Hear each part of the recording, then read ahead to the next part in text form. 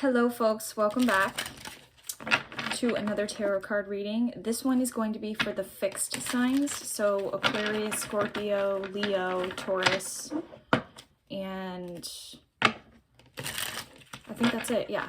Aquarius, Scorpio, Leo, and Taurus. Okay, so fixed signs. What do the fixed signs need to know at this time for their highest good? Father God, Holy Spirit, thank you for another day. I promise we are nothing without you or the advice, guidance, and love you give.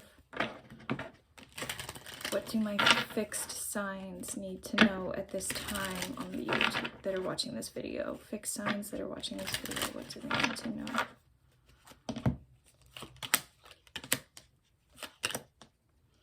Okay, so a lot of you are overwhelmed currently, trying to heal, trying to find clarity within yourself and with others,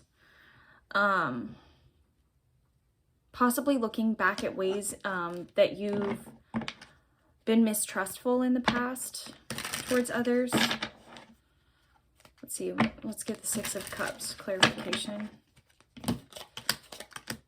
Okay.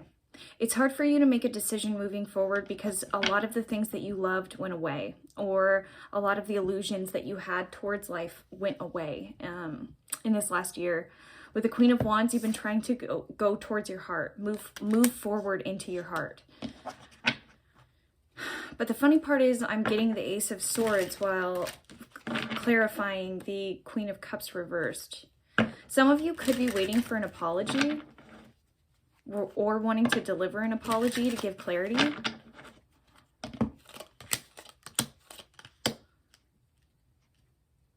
You're hiding it from this other person, though. You're not talking about it to this other person, and this other person feels like... I feel like this other person has a really stable background. They could be an earth sign, Taurus, Capricorn, Virgo. But I feel like this person is looking at you like you are running the show with your ego in a lot of ways and blocking any communication off with them. With the Queen of Pentacles, you could just be focused on your money and stability and not really trying to focus on something that... I'm not going to lie here. It's a really selfish energy, to be honest. With the Three of Pentacles, the Nine of Wands, and the Nine of Cups, you're wanting to get to wish fulfillment, but I'm not seeing a whole lot of compromise here. I'm not seeing a lot of willingness to work together as a team. Oh, that's why. Because you want to talk to this person. Oh. So I feel like the reaction that you have, and this could be the other version, guys, energies could be flipped, but I feel like you're dreaming about this person that you want to be with, but on the outside you're showing nothing. With the Three of Pentacles and the Nine of Wands, it's like you're not even talking to this person. This person could be blocked on your social media, or they could have blocked you on their social media. But it's weird because it's like you have marriage on your mind. I mean, I'm getting the Four of Wands, the Ten of Cups, and the Hierophant. Some of you could be dealing with a Sag.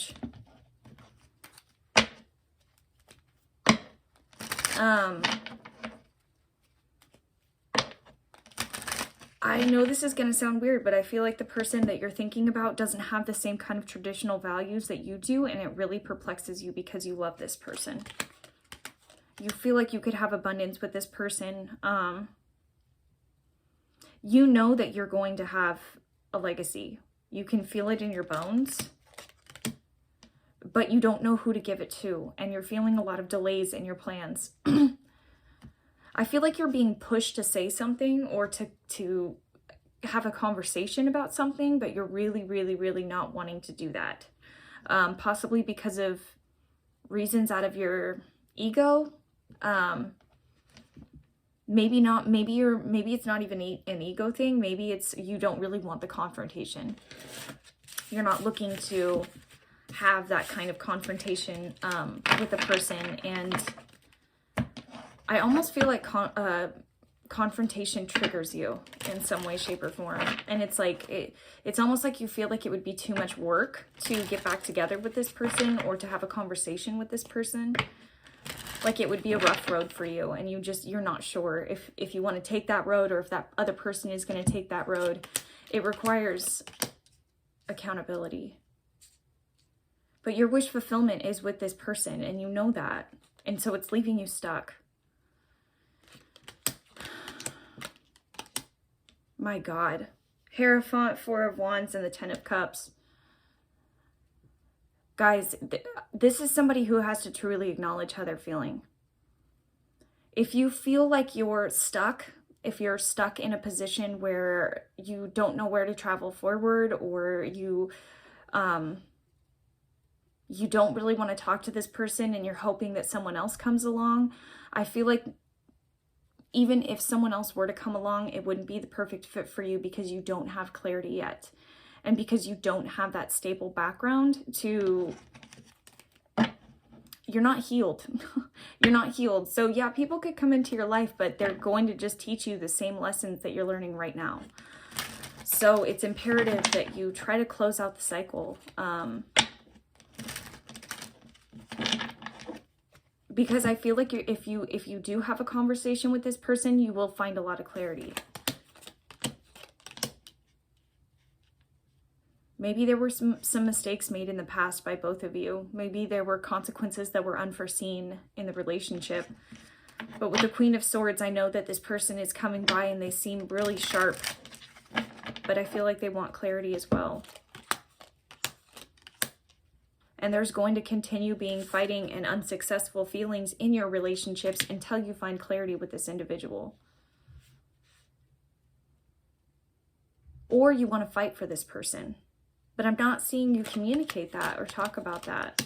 There's a lot of anxiety and an unwillingness to move forward in direction, or not knowing how to move forward in direction because you're steeped in illusion. And I know you probably want to punch me hearing this reading, but illusion is not fun. And sometimes the storm is created within ourselves, and we don't just wait for it to pass. We have to actually take action in order to move forward. And I know that this sounds weird, but I feel like this is one of those Chinese finger trap life situations where the only way out is through. And I've seen this before where relationships have ended badly and the other person held resentment for years, and didn't really find a successful relationship until they actually had a conversation with that partner that they didn't have closure with. I feel it's... the opposite of love is not hate, it's indifference. And if you're still feeling hatred towards a person, if you're still feeling resentment towards a person, that's still within your body. That doesn't go away. You just learn how to suppress it deeper. It's important for you to talk to this person to find the right clarity, to find what needs to be found. And it isn't for just this other person, and it's not just for trying to get back together. It's for your peace of mind. I feel like with this decision, you're breaking family generational issues that have happened for a very long time. Some of you could come from very stubborn families. Some of you could come from parents that divorced and decided not to talk to each other for the rest of time, or decided to be bickering with each other the entire time. And I just want you to think really long and hard about how those individuals ended up when they had years of resentment in them, and how you had to watch that and learn from that. But the thing is, my friend, is that never ends well. Normally it ends with either you getting some kind of physical illness because you have that kind of energy inside your body, or just feeling really unhappy and angry at the world because you're not willing to come to terms with yourself. And it's okay. We all go through this at times. We all struggle. But it's important for you to look at the reality of the situation moving forward. What's the advice, Spirit? What's the advice?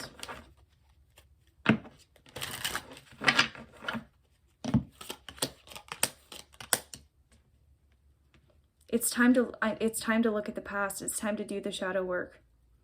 It's time to see why you have these fixed understandings of relationships in your life. It's time to embrace the anima within, for my males out there. And when I say anima, I just mean getting in touch with your female nature, getting in touch with the feminine aspects of yourself. Understanding that life is a maze, and some of us make mistakes that can't be foreseen in the future. But it's important that we find compromise and forgiveness. Not for us, or not for them, for us, for ourselves. It's time to look at the past relationships and understand why you create the same dynamics within these relationships, or these same feelings of I'm going to be alone forever, or you're in a waiting period right now with the world and the Nine of Pentacles and the Knight of Pentacles, because you're staying in stagnant energy. You're stuck. You're making the same decisions you made before. And if nothing changes, nothing changes. The world is a period of rest for me, what I'm seeing in this card in this reading. It's a period of contemplation and reflection and making sure that you're not entering in the same type of toxic paradigms that you were in before that got you in this place in the first place. I hate this, guys. I don't like delivering this message,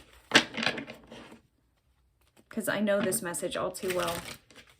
And it's painful and it's difficult, but the only way through is out. That's what I keep hearing. The only way through is out. You have to let go of control in some aspects of this. In some aspects of the situation, you have to let go of the idea that you know all the circumstances and that the assumptions in your head are factual or actual truth, when they're only just assumptions. I know this is a scary step for you guys. And this could be the other person that's on your mind. It doesn't have to be a love relationship. I did see a marriage card earlier, but this could be family as well. This could be family. But there needs to be an honest conversation about this, and possibly some boundaries that need to be made in this connection. That was pretty quick.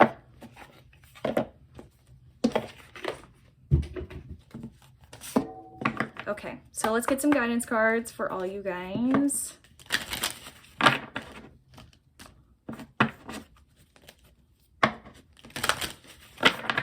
right, what do Leo, Taurus, Aquarius, Scorpio need to know? Leo, Taurus, Aquarius, Scorpio. Leo, Taurus, Aquarius, Scorpio. Leo, Taurus, Aquarius, Scorpio. Okay, so for Leo, the initiation, rite of passage, crossing the threshold. Some of the most sacred initiation chambers and temples look scary from the outside, but are breathtakingly beautiful on the inside. This represents the journey that the soul pilgrim is required to take to reach somewhere sacred, but only the initiated can enter. Perhaps that's where you are right now. You are being tested, initiated, because you are headed somewhere sacred. Initiations require that we cross the threshold from one world or state of being to the next. We are called to face what scares us and have to be willing to lose it all in order to gain a new way of being, of safety, of security, of depth, of meaning. Initiations, like rites of passage, mark the shift from one age to the next and can take place because of emotional turmoil, great loss, grief, or devastation. But it is through the seeming hardship that our heart cracks open and our spirit is invested to step forward. We take the sacred voyage into more of who we are and who we came here to be. It can be painful and scary, but once we begin the journey, we can be more ourselves than ever before. If you are in the middle of an initiation right now, you will get through it, and one day soon you will bless the thing that broke you down and cracked you open, because the world needs you open. You are going somewhere sacred. It will be worth it, and you're closer than you think. Okay, Taurus, the Great Gathering. It's all coming together. Intuitive hits, Soul Tribe.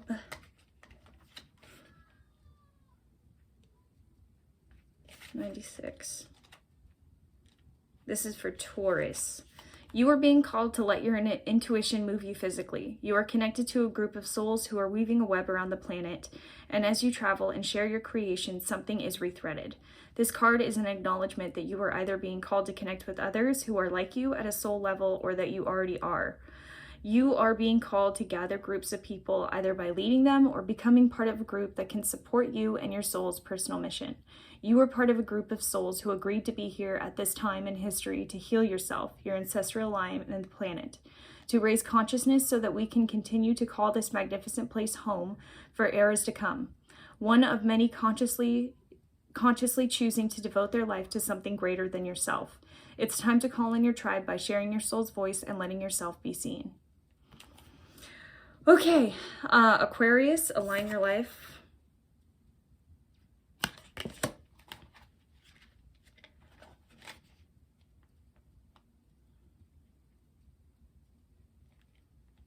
Where we be?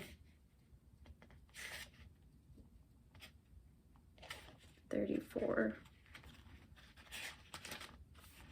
What in your life is no longer in alignment with who you truly are? We are cyclic beings in a constant state of change, of evolution, and of growth.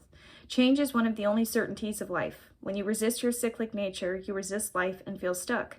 Many of us have learned to be who the world wants us to be, but there comes a time when it is harder to hold on to this facade than it is to embrace who we truly are, to surrender to how we have changed and align to life and to that way of being.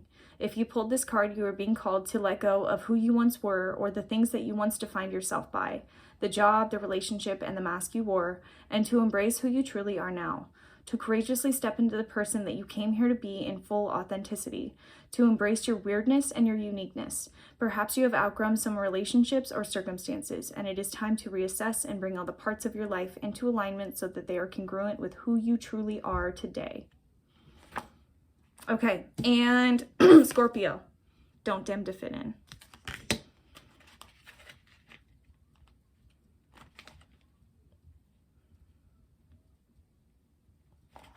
$42. Ooh, that's my life path number. Okay, Scorpio, don't dim your light to accommodate someone else's smallness. We are all born to shine big and bright. The universe is expanding, and you are part of the universe, so expanding is a part of your nature. If someone makes you want to retract, notice and slowly back away. They are not for you, and you are not for them. Better yet, find it within yourself to expand and shine your light anyways. Flowers don't open and close according to who is walking by. They open and show their beauty regardless. If others don't want to be around you or you make them uncomfortable, it's because you are shining light on the fact that they are dimming. They are dimming to fit in. By choosing to shine bright, you may just inspire them to turn on their light too, or not. Keep your light on anyways. All relationships are essentially an energetic agreement. The moment one person decides to start rising up and allowing their light to shine, it changes the energetic agreement and can create some waves. That's completely normal. The relationships that are meant to last will adapt to the change in energy. Others won't because they were likely born under the proviso of, I love you as long as you don't shine brighter than me. That's okay. Not all people are meant to be in your life forever, but the lessons they teach us can still live on. How are you dimming your light in order to fit in? All right, guys. I hope this reading helped. It was pretty short, sweet, to the point. I love all of you. Until next time. Bye.